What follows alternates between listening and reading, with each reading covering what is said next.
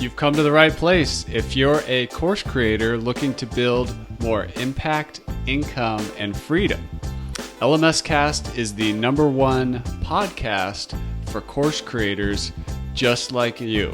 I'm your guide, Chris Badgett. I'm the co-founder of the most powerful tool for building, selling, and protecting engaging online courses called LifterLMS. Enjoy the show.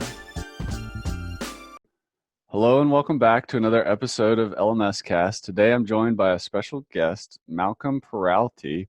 He's from Press Titan, which is an agency, and he did a project and is actively working on a project right now called 1 Million Teachers.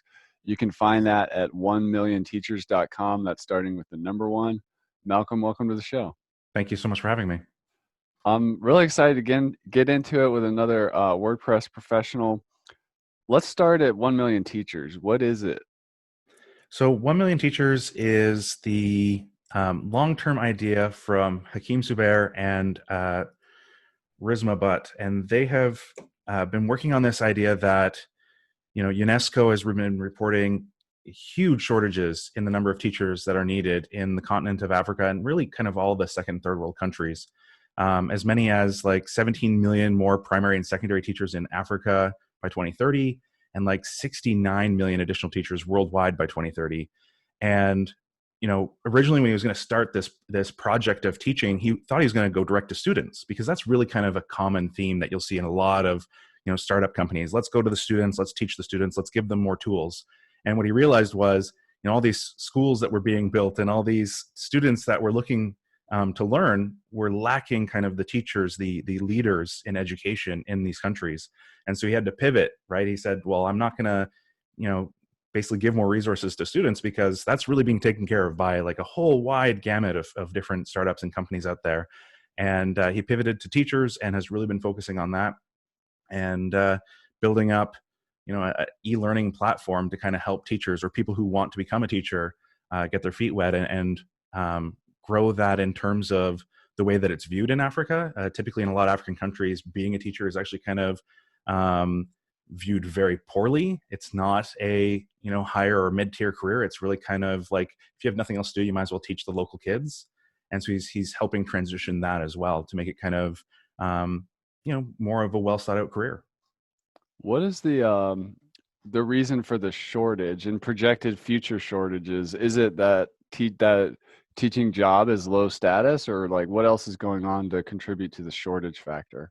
Sure. So the shortage factor comes from a couple different things. One, it comes from the fact that it is kind of considered a low status job. Two, the resources to train these people just aren't there. You're not going to travel to a big metropolitan area that you can't afford to learn how to become a teacher, so you can go back to a rural area and kind of scrape by an existence.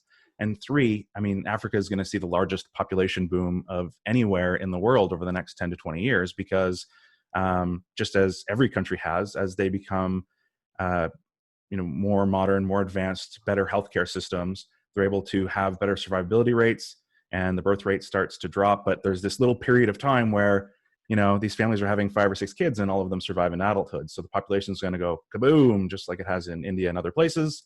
And so that's going to lead to a major shortage. Wow. So what did your agency, Press Titan, do for 1 Million Teachers? So they were using a hosted LMS solution, iSpring LMS, and they were using the iSpring suite, and they found it very easy to kind of create content and publish content. But the problem was, you're working in Africa, and so they were looking for like $2 per seat. So even if someone just logged in for 5 minutes, that was $2 US gone from their budget. And when you extrapolate that, when you're trying to get to 1 million teachers, right, and your monthly concurrency might be as much as like 200, 300,000, having a budget of over $1 million for that kind of environment just wasn't making sense for them anymore. And so as they scaled, they started to realize that this is just costing us more and more money, and we're not getting the benefit that we need from this. So they said, well, how can we get out from under this? How can we kind of control our own environment and kind of control our own destiny in that sense? And how can we kind of scale to the point where we have these optimizations in our technology that lets us have those cost savings to kind of keep that balance sheet working? That's awesome. And this is This is very much a WordPress story because in WordPress, we're trying to democratize everything. Like the mission of WordPress was to democratize publishing, then later democratize publishing and development, which allowed companies like ours, LifterLMS, to develop software that other people could use with WordPress. Yeah. And then our mission is to democratize learning in the digital classroom. And you know what you talked about there, I totally understand it as a software company. Oftentimes they have what's called metered pricing or certain value metrics, whether that's number of seats, email list size, Hmm. amount of money flowing through the system, whatever it is, they put these metered checkpoints in there so that as the site becomes more successful, the cost goes up, which is called value-based pricing, and I don't Of fault them course. for it, but it No, and doesn't work for it every model. right, and it totally makes sense for the corporate training and things like that, right? Where Yeah. $2 a seat is a drop in the bucket in terms of your training budget. But when you're talking about you know needing to get to a point where it's like $2 a year to teach a teacher, right? In terms of like direct technology costs, because there's so many other costs that go along with this program. Um, yeah, it was just untenable. They just could not do $2 a seat per month to make this work. How does is 1 million teachers a nonprofit or a for-profit business? It's a for-profit company. Yeah. So Hakeem struggled with that a lot at the start, determining whether he wanted to kind of go in that nonprofit or for-profit route. He had worked with nonprofits previously and seen just how much time the executive team had to spend on kind of chasing that funding.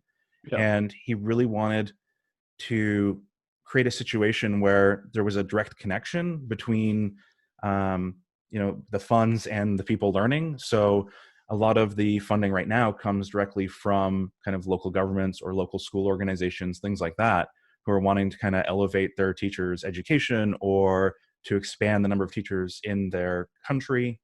And he loves that kind of more direct model. As he's growing, he's finding that difficult, right? These conversations with government, whether they're for profit or nonprofit, take a very, very long time, much longer than I think anyone ever intended on both sides of that conversation. So it's a struggle, no matter which method you take. And I think for him, for profit just seemed like an opportunity to make sure that as the company grows, he had an easy way of putting funds aside and knowing that he didn't have to go through kind of a bunch of hoops to make that happen, so that he could, on the lean times, have something to easily to draw from without the extra paperwork that goes along with it.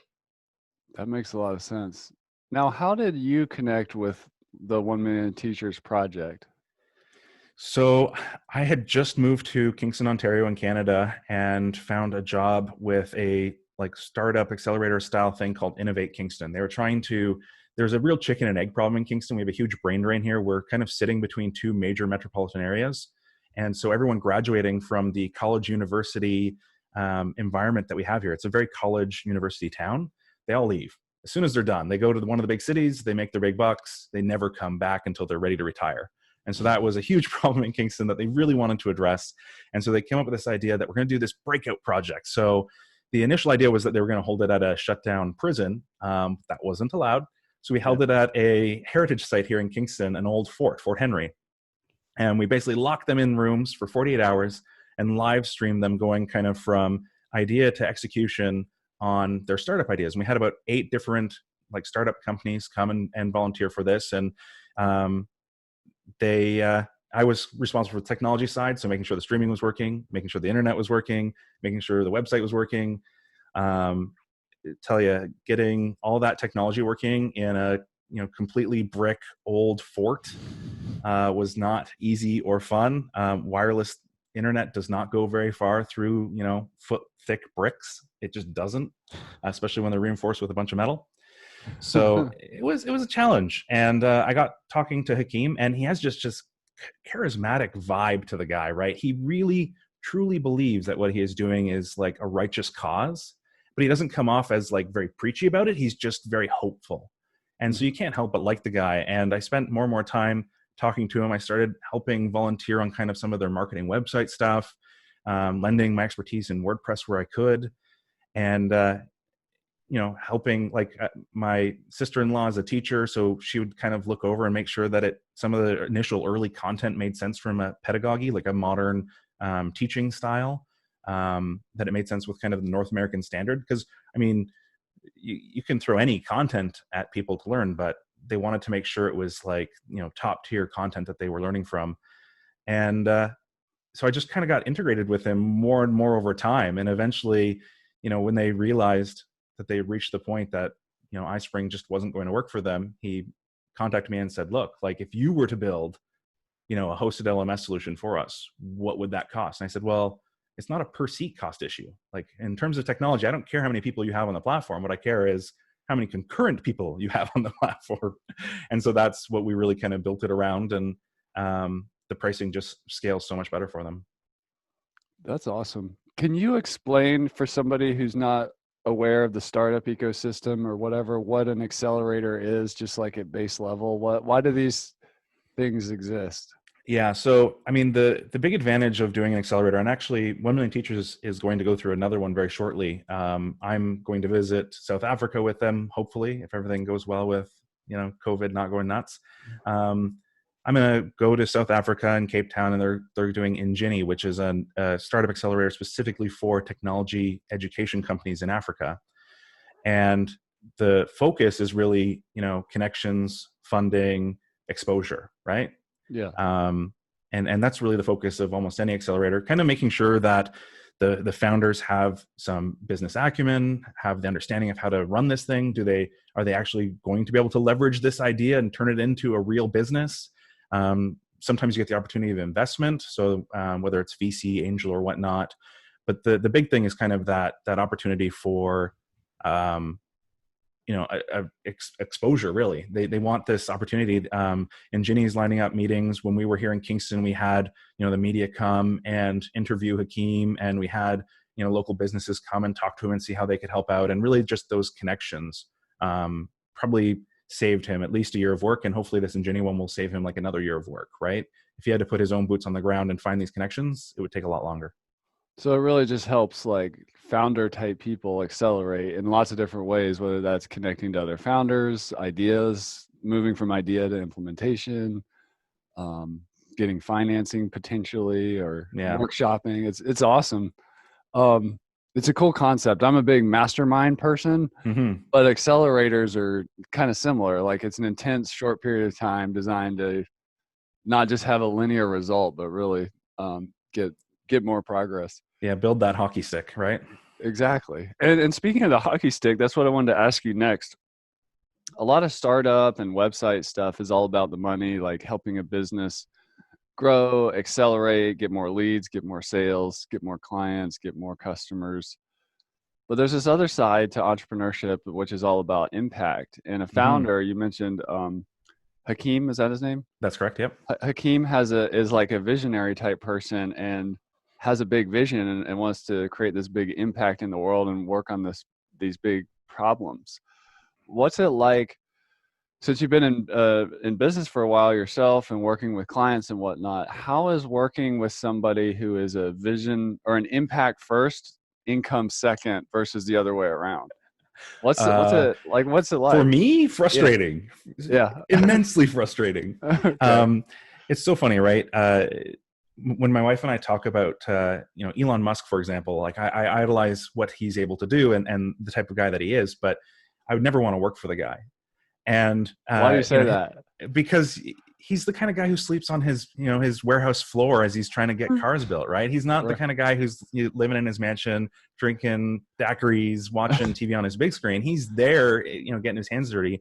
And Hakeem is the same way. And it can be so frustrating sometimes because he has these grand ideas and you can't help but want him to succeed. But the flip side is, I mean, I don't want to eat ramen for the rest of my life, right? Or Right. Until it does the hockey stick effect. And so that can be kind of hard, where he's very much like, I'll sleep in my car. I'll do anything it takes to make this happen. I'll, beg, borrow, and hopefully not steal to make this happen. And it's amazing that he has the fortitude. Like, I mean, it's been almost 3 years now of him doing this and trying to grow this. And, finally some of the deals that he started almost 3 years ago are actually coming to fruition, but it's been a grind.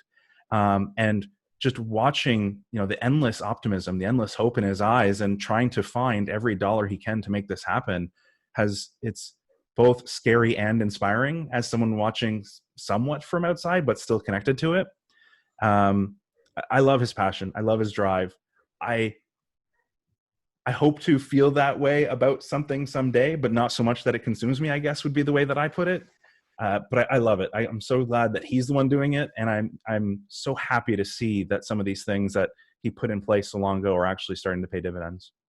Yeah, that's awesome. I think that like when sometimes there's this perfect mix between like, for-profit business and visionary impact. And sometimes you see there are unicorns out there that combine it, but often I see like a partnership, like a business partnership where the two sides are like kind of work together. And oftentimes the visionary is the one out in the public eye, but then the integrator, sometimes they're called, there's a book by Gino Wickman called Traction where he talks about this dynamic.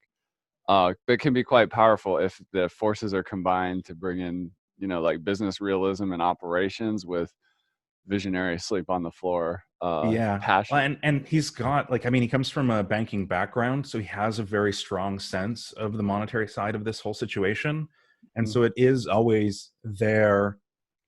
I guess he's has the ability to kind of not let it chain him down, not let him slow him down, right? He sees these numbers and they're chasing him and he knows they're there, but he's really kind of looking to the future and trying to make things happen. Also, he has a great partner in Rizma, but she did the same Masters of Innovation program at Queen's University, and she's very much kind of his, the little angel on his shoulder, so to speak, saying, look, like, you have to be careful of this, you have to be aware of this, you have to, think through these things because they're very important, but she never stifles his optimism and his energy. Yeah, that's awesome. Well, let's talk about your energy. What is your WordPress story?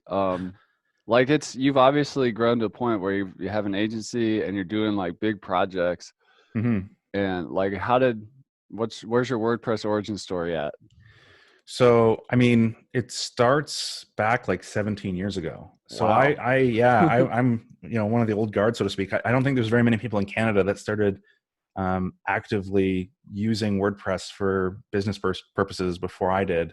I started with WordPress 0.72.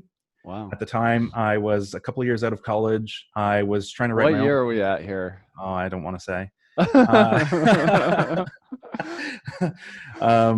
at the time, I was, trying to build my own PHP content management system, and very quickly That's what I hear the realized, old guard say is like, I was building my own CMS and then I found yeah, I WordPress. was like, okay, I started mapping out like how long it was going to take me to build all these different components that I wanted. And I didn't want just something that was like, a database, like a CRUD system where I could access this ugly database thing and be able to publish content. I wanted something that was usable and that worked well for me, right? And so I spent probably about 60, 80 hours on it and said, okay, I'm only like 2% of the way through where I want to be. Is there anything on the market that can do like 80% of where I want to be? And I stumbled into WordPress. And not long after I found it, a bunch of the sites that I'd been reading were being bought up by this company, Forever Geek and CSS Vault and Blogging Pro. And Blogging Pro actually at the time was part of the WordPress news dashboard. So if you ever go to your like dashboard page and you see the latest news from the latest, like from the blogs that have been kind of selected as news blogs, Blogging Pro was part of that, and it was bought up. And I was like, okay, this is weird. The same guy is buying up all of my favorite sites, right? A technology site, a design site, a WordPress like Who was news that? site. So Jacob Goer, he was like just like a year out of college, and Okay. he was like, blogging is going to be the next big thing. And so he like basically borrowed all the money he could get a hand on and bought all these big brands, right? Wow. And so me being me, I had to know more about this guy. What's he going to do with my site? So I reached out and I said, hey, can I interview you about your purchases for my personal blog? Because, everyone wants to be interviewed for their personal blog, right? And he was like, sure, why not, right? So I asked him basically, what are you going to do with these sites? And he turned it around on me and said, well, how would you like to write on them? And so I actually was writing part-time for Darren Rouse on his laptop blog. So he's, if you don't know, that's problogger.com or And Darren problogger. Rouse also, correct me if I'm wrong, but he did a lot in the photography niche, right? Yeah, and he still does. Yeah. He still owns a nice photography blog. But back then, he was writing about like how to become a full-time blogger. But also, he had like 20 different sub niches that he was like doing, like a blog about the latest printers and laptops and cameras and all these like product things. Like it was an Amazon play, really. And so Affiliate. yeah. Yeah. And so Yeah. while he was on vacation, I got to write on that site, and he offered me a part-time job, and Jacob offered me a part-time job. But when Jacob found out that Darren offered me a part-time job, I ended up as a full-time blogger for my favorite sites, which was just amazing. And How long did you stay doing that? so that was for about 2 years, and then those sites got acquired by a bigger company, and then I got acquired as part of that deal and got to continue to work on them and a bunch of other sites for another year. And so I was a full-time blogger for like 3 years. When I started, I Wow. was making like $3 an hour. Yeah, but yeah, so and then since then I just slowly have transitioned into doing kind of a little bit of technology and a little bit of marketing. I mean, I was updating before WordPress had built-in updating for core versions or releases. You had to manually update WordPress, and I was working on a network of over 100 blogs, and the last thing I wanted to do as the person required to upgrade those was to manually upgrade all 100 sites. So I actually created a bash script and a coding script to be able to pull down the latest version and upgrade these sites. And I just put it on all the servers and had it do it for me. And I was able to upgrade like 100 blogs in like 5 minutes. And Wow. yeah, it felt really good to kind of continue to keep that balance of, understanding what was happening in technology, understanding what was happening in online marketing and blogging. And my career just kind of kept on growing in that direction until I got to where I am today. Where'd the transition happen from blogger to freelancer or agency person type thing? Like, what's that part about? Yeah. One of the things that I've realized about myself is that I don't do my best work on my own. So I had tried a few times to start my own company by myself and try to make a go of it. And I do much better as part of a group. Yep. And, That's you a know, reality I think people realize. Like, it sounds great. Yeah, laptop on the hammock on the beach. I live yeah, anywhere, I'm good. But people have been at it a while. Like, it's a little lonely road out there. yeah. Yeah. And I find that for me, whether I succeed or fail on my own merit doesn't really um, give that fire the same way that knowing that you have someone doing the same on their side and you're trying to make sure that they have a successful life and a successful business and vice versa. That just I find like gives me so much energy and drive to be able to kind of focus in a way that no other situation does. But I had worked for 10 Up, which is one of the larger agencies back when it was only like 75 people. It's now over, I think, like 200 or 250 people. Um, and I got to work on some amazing projects, and being a project manager and learning from like, scrum masters and, waterfall experts and really kind of understanding project management started to help me hone in that control that I needed, that understanding of how to build processes and how to execute on visions over a longer period of time.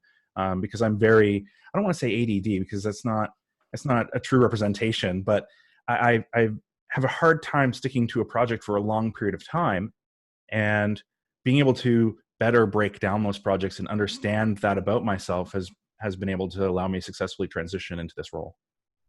That's awesome. And what's your strength like on the development side, like the client management, the project management? Are you like more multi So dimensional or what? I mean, I've fought being a specialist for my entire career. I Yeah. I hate the idea of being like pigeonholed into one thing, but um, David Krug, my co-founder, he definitely sticks more towards kind of the you know business outreach and execution and things like that, and I definitely stick more to the technical side. I would never say that I'm a developer, but I end up modifying the heck out of plugins and themes and code that other people write and Yeah. making it kind of work the way I need it to. But I would never ever say that I'm a developer or a designer or any of those things. I'm just very fortunate that I have enough of a wide enough variety of skills that I'm useful in a wide variety of situations. Yeah. Yeah. I call that being T-shaped. I mean, you may have one thing you're really good at, but when you can kind of cover the bases across being a hipster, a hacker, and a hustler, or however you want to describe it, it's very valuable to be well rounded in that way. What is a piece of advice you have for freelancers or agency owners, just in terms of sometimes you look at a big company like 10up, Crowd Mhm. Favorite, Web Dev Studios, Enterprise WordPress. Like, what are the big differences between big enterprise projects and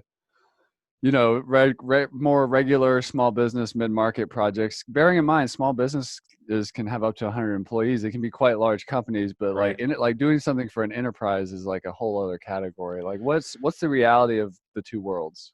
Um, for me, the transition was actually very difficult because I'm used to working with organizations that have no money and no timelines, right? They're trying to hustle, trying to get, Yeah.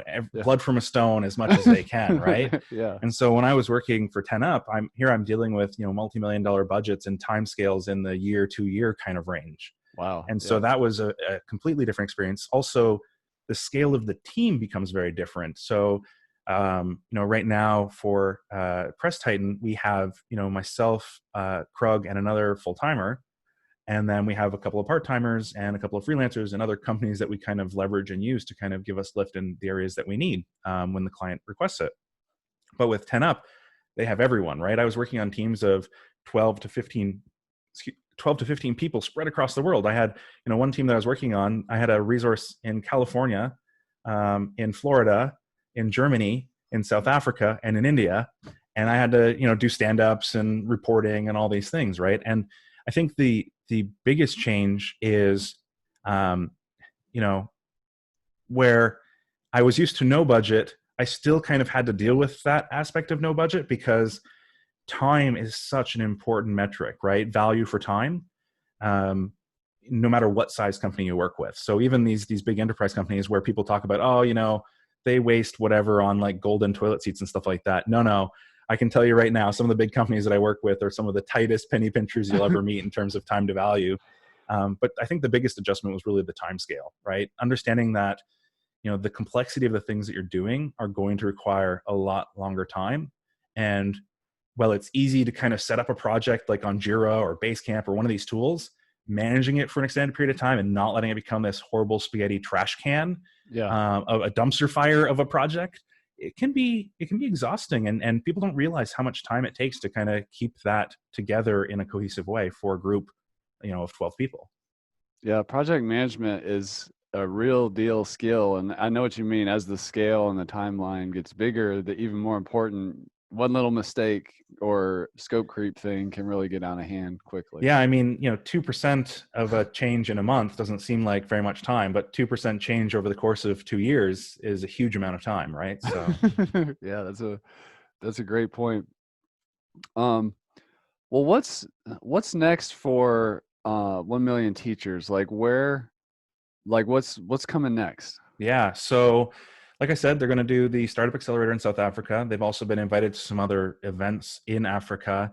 They're going to the International Information and Communications Technology Conference in Uganda in March.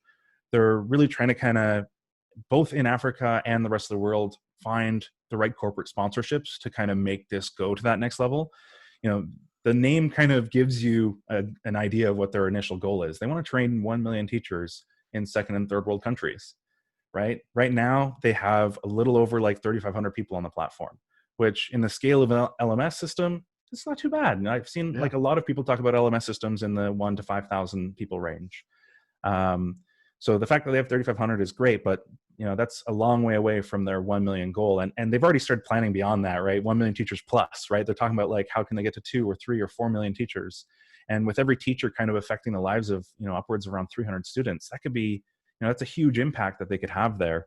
So right now they're trying to figure out how they can get the financing to do that because it requires a big team to do this, right? So they have the support of Queen's University, which is great. It's a top tier university in Canada.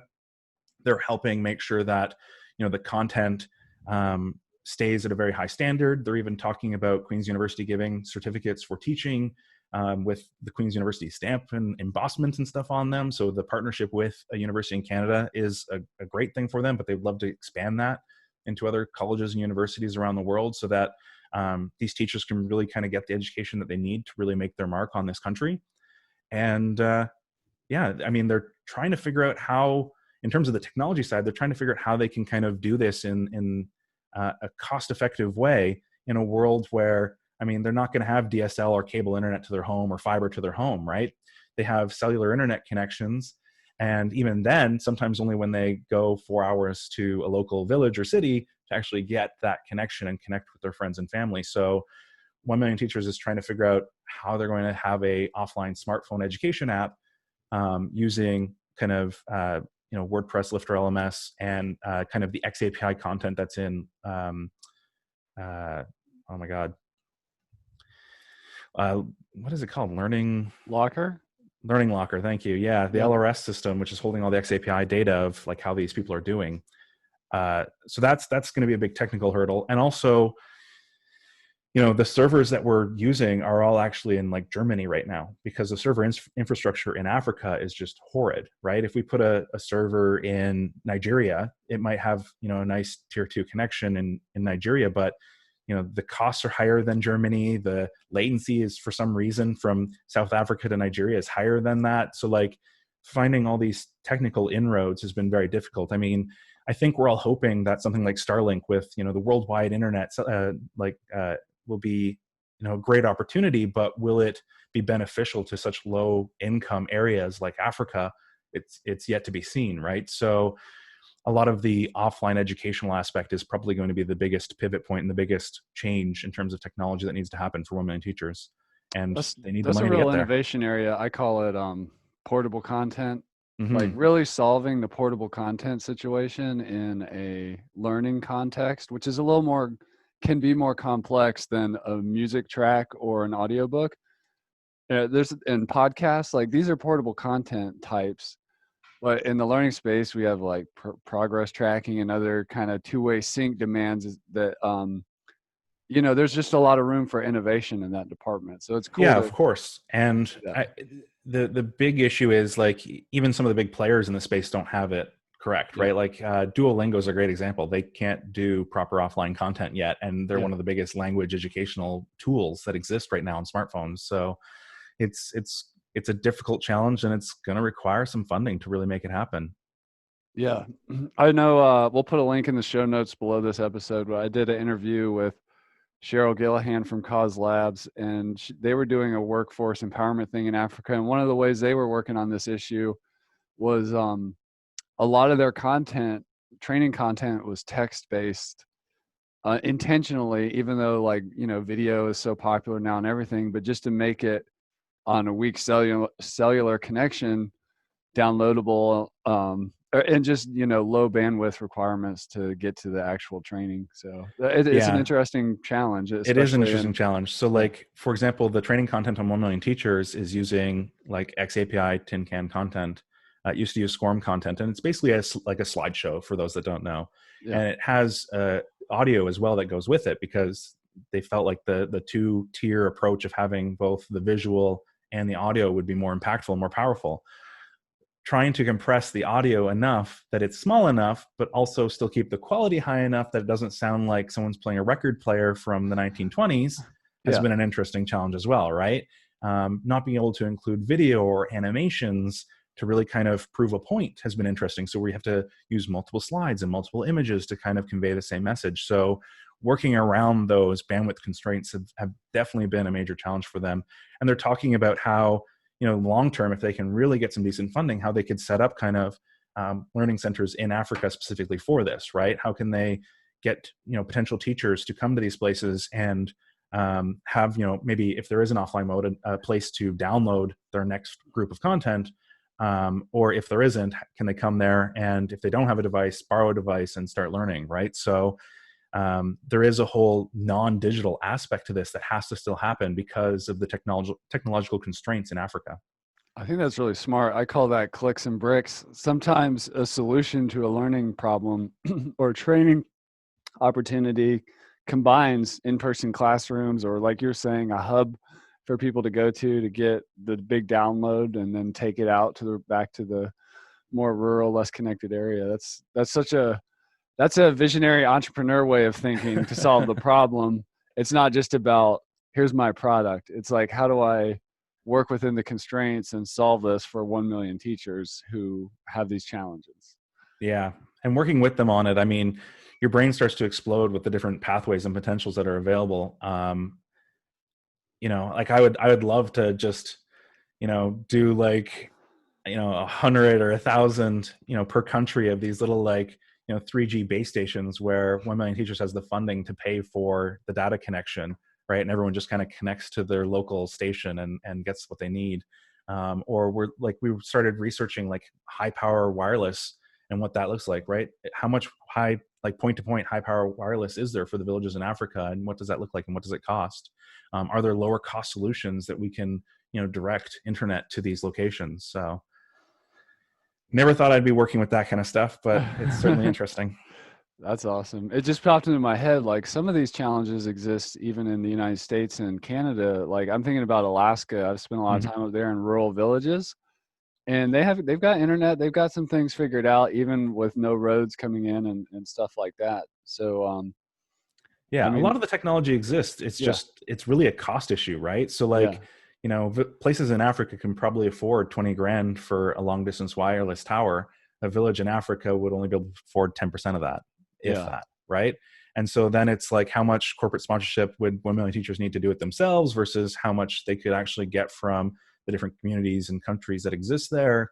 And then kind of what's the cost to benefit ratio on that? As much as it's a for-profit company, Hakeem is not the kind of guy who's looking to kind of get rich. And if he ends up rich, it'll be like I mentioned earlier, a very Elon Musk kind of rich, where he'll be out in Africa setting up that last tower, try to make sure just one more village has access. So Yeah, that's awesome. My heart goes out to the visionary entrepreneur like that. Tell us about like when you were shopping around for WordPress LMS tools. Like why oh did you my choose goodness. Lifter? What was going on at that part of your journey of like, all right, I'm working for this project, 1 million teachers. What can I do in WordPress? Or first, why WordPress? And then second, how'd you decide on Lifter? Well, I mean, sometimes for me, WordPress becomes a little bit the hammer, so to speak. Everything becomes a nail. I can't help but want to use WordPress because I'm so um, deep in understanding. I've been able to manipulate it to do all kinds of wonderful things. At one point in my career, I worked with Rocket Genius, who made gravity forms, and so I have a real good insight in how to kind of do different kinds of data collection using gravity forms. That some people wouldn't think, oh, that's gravity forms. Like that doesn't make sense to me because you can use it for any kind of user input, right? I figured that out like or later in my career. I was like, oh, the websites are really just forms. Like, Yeah, yeah. There's whole bunch of parts of yeah, them that you can use and yeah, collect data from, and then there's different add-ons you can use to display that data. You can like replace a commenting system with gravity forms if you really wanted to. I don't recommend it, yeah, but you could, yeah. right? And so when Hakeem came to me and said, "Look, I really want to do this with you. I really want you to make this happen. What would it cost, and how would it look?" One of their criteria was that they really kind of they didn't know what their future needs were going to be, and they didn't want to be nickel and dimed. So they wanted something that they could just basically pay once for and know they had like basically every feature that they would ever require in the future, whether they knew it or not. So that instantly crossed off like basically all of the ones that exist in kind of the WordPress space. I did look at non-WordPress solutions as well, but I came across a very similar problem to the iSpring model, which is none of them are really designed for the kind of scale that 1 million teachers is going to do. I'm sure they would privately say, hey, yeah, we'll take that business, but they're going to charge probably 5 to 10x what we've shown that we could potentially do with scaling our own environment instead. So the cost becomes prohibitive again, and then it's not worth it. And then the other side, of course, was they really wanted to be able to kind of take their SCORM content and very quickly and easily be able to drop it into a new solution. So yes, we've had to transition it all from SCORM content to XAPI content, but that transition has been relatively easy thanks to Articulate. And we're basically almost done that content transition and getting it all into the platform. So, a lot of quick requirements that really limited our choices and what was available. And then, the other big thing is I wanted, and Hakeem wanted, a face, right? He wanted to be able to point to a person and say, you there, you're the reason this isn't working. Why Right, not? Or right. you there, like, where's this feature and why isn't it doing what we want to do? And no offense, but you've kind of put yourself as that face in a lot of ways, right? You're out there in the community, in the WordPress community, saying like, I'm doing this thing. Unlike most of the other LMS providers in the WordPress space or out of the WordPress space, there's very few faces where you can point to and say, like, that is, he's put himself in the community, he's put himself as a point of contact, he's let it be known that he's available. And you've done that, and sorry about your luck in a way, right? You've kind of put the rope around your own neck in that way, where when things come up, I reach out and I feel like I'm going to get an answer. And I know that if I don't, that there's a point or a person of escalation. Not that that's ever been an issue. I mean, the few times I've needed, your support team has been absolutely amazing. Especially like continuing to follow up after the fact, even when I've gone on and done something else. Yeah. They're like, yeah, so we can see that you fixed the problem. I'm like, oh yeah, I didn't tell them that, right? Like, oh shoot. So yeah, as much as the industry has many options and choices, a lot of them are very much the same. Mm-hmm. And a lot of them were pretty quickly scratched off the list. So we felt really lucky that there was still an option available that would meet all these different constraints. Well, I appreciate that. And over at LifterLMS, one of our things is like, we don't hide behind the website. We're people. I mean, that's not a dig at anybody. We've all had software tools that we use, and you can't find the phone number, or you can't none of us are calling up Microsoft to get, whoever's running Microsoft these days. Yeah. So we've just wanted to do things differently, and we also acknowledge that it's a platform. I mean, sort of like WooCommerce, e-commerce is a platform. It's complicated. Mm-hmm. People are going to have a lot of questions. They're going to want to customize and leverage the incredible network of WordPress. So every question coming in is going to require some creative problem solving. So we just want to embrace that, not put up a wall to try to block that. I will say that having experience in WooCommerce made my learning curve for LifterLMS shorter. And I think that's just from more of a technical side, not from a user side. Yeah. Because I understood kind of how things were running in the background, how things were performing, and what to look out for in terms of caching and object caching and things like that. So if you're getting into this space, if you're a young person or an old person getting in kind of the LifterLMS space, if you have experience in WooCommerce, you're going to find the transition even easier. That's awesome. What's the perfect client for Press Titan?